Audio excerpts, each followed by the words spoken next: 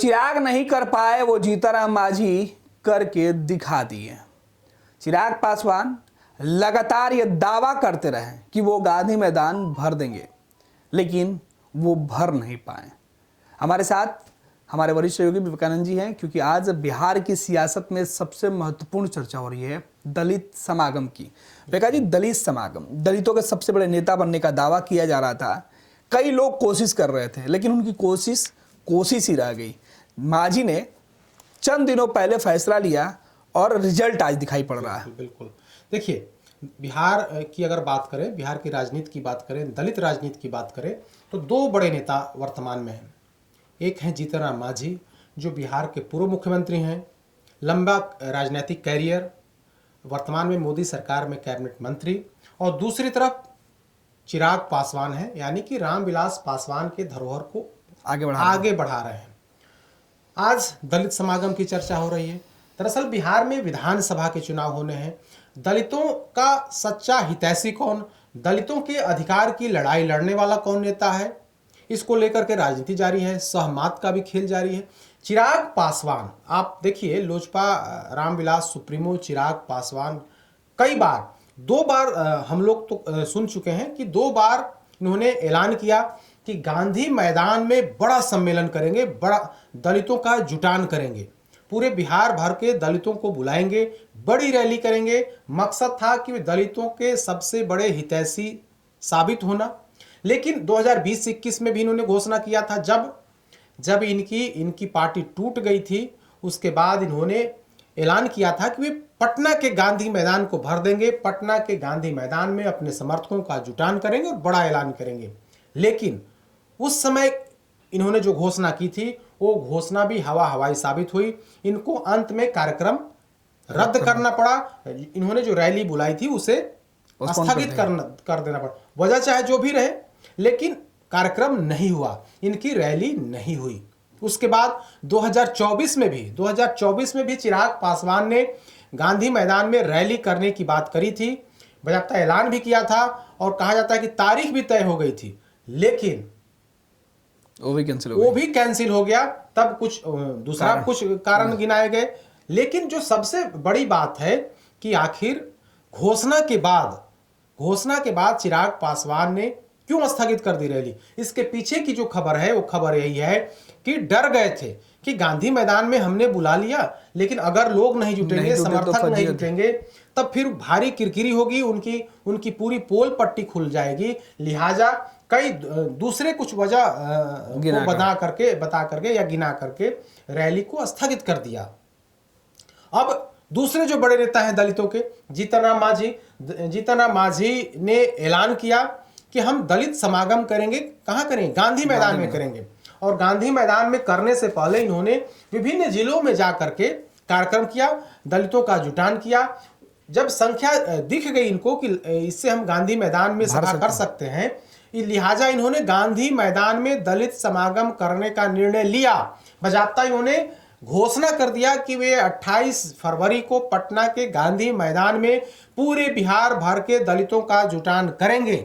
और आज पटना में कार्यक्रम हुआ, दलित समागम हुआ, जिसमें पूरे बिहार भर के लोग, जो दलित समाज के लोग हैं, उनका जुटान हुआ, लोग जुटे। और कहा जाता है कल शाम में ही बड़ी संख्या में लोग पटना पहुंच गए थे, और आज सुबह बड़ी संख्या में लोग पटना पहुंचे, गांधी मैदान पहुंचे, जहां पर खुद मुख्यमंत्री नीतीश कुमार भी दलित समागम में पहुंचे। बिहार के डिप्टी सीएम सम्राट चौधरी पहुंचे, और जिनका कार्यक्रम था, यानी कि मोदी कैबिनेट के वरिष्ठ मंत्री जीतनराम मांझी और नीतीश कैबिनेट के जो मंत्री हैं संतोष सुमन, जो हिंदुस्तानी अवाम मोर्चा के जो राष्ट्रीय अध्यक्ष हैं, वे भी पहुंचे हुए थे। कार्यक्रम हुआ, और उस कार्यक्रम के माध्यम से कहीं न कहीं दलितों के बीच यह राजनीति या मैसेज देने की कोशिश की गई है कि आपके अधिकार की लड़ाई कोई दूसरा नहीं लड़ सकता है। आपके अधिकार की लड़ाई सिर्फ बोलने वाले लोग नहीं लड़ सकते हैं, बल्कि उसके लिए करने की जरूरत होती है।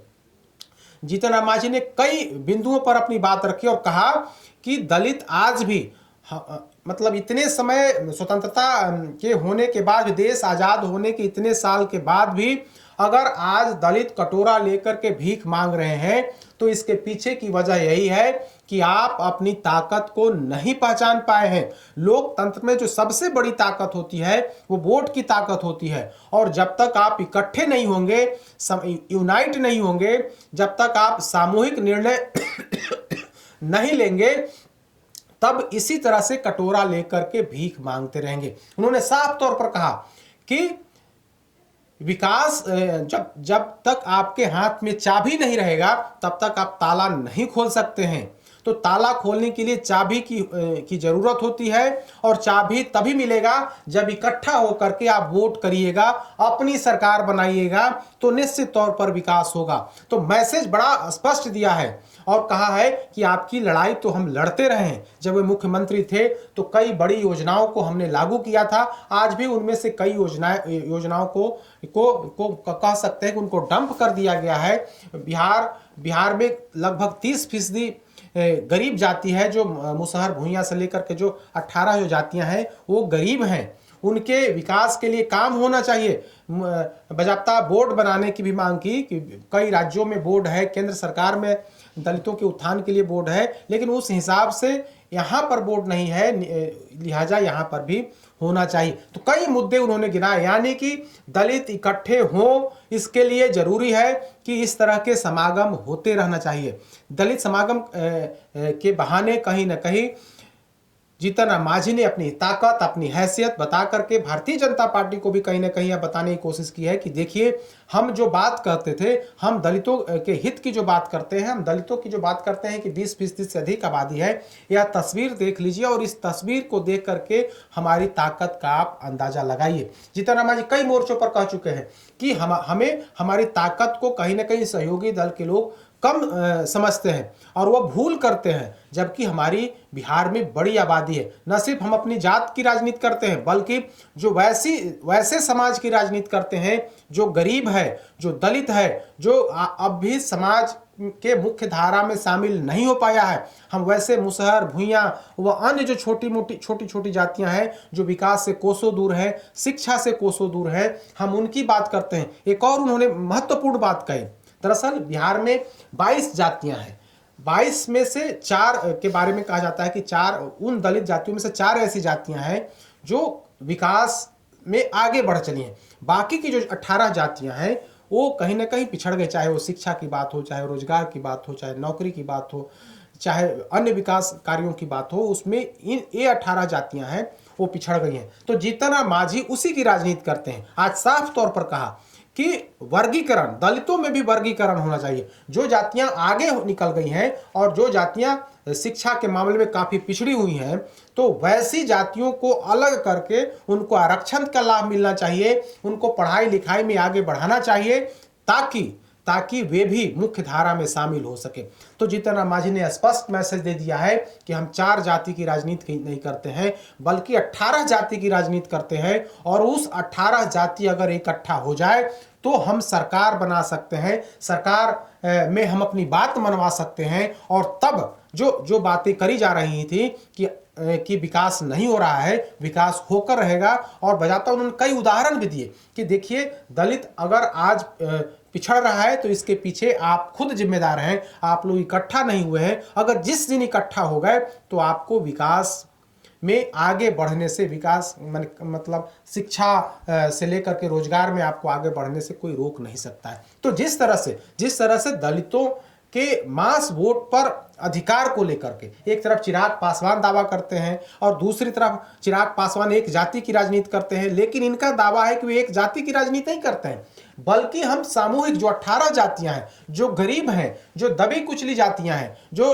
विकास से काफी दूर हैं, हम उनकी राजनीति करते हैं। और केंद्र सरकार और बिहार सरकार को उनके विकास को लेकर के विशेष तौर पर काम करना चाहिए। तो बिहार में चुनाव में भले ही देरी हो, लेकिन वोट बैंक पर पकड़ बनाने को लेकर के तैयारी शुरू हो गई है। जीतन राम मांझी ने आज गांधी मैदान में दम दिखा दिया कि देखिए, हमने ऐलान किया और बाजाबता हमने सम्मेलन करके मैसेज दे दिया कि दलितों की लड़ाई, भले हुए केंद्रीय मंत्री हों, भले उनके बेटे नीतीश कैबिनेट में मंत्री हों, लेकिन जहां दलितों की आवाज उठाने की बात होगी, तो वे सबसे आगे बढ़ करके आवाज उठाएंगे। तो कुल मिलाकर के कहें तो दलित की जो राजनीति हो रही है उसमें चिराग पासवान को पीछे छोड़ने को लेकर के आज जीतन राम मांझी खुद मैदान में कूद गया और उन्होंने मुख्यमंत्री को बुला लिया, सम्राट चौधरी जो डिप्टी सीएम उनको बुला लिया और बता दिया। सम्राट चौधरी ने भी कहा कि दलित बच्चियों या बच्चों की शिक्षा को लेकर के सरकार और भी ज्यादा पैसा जो है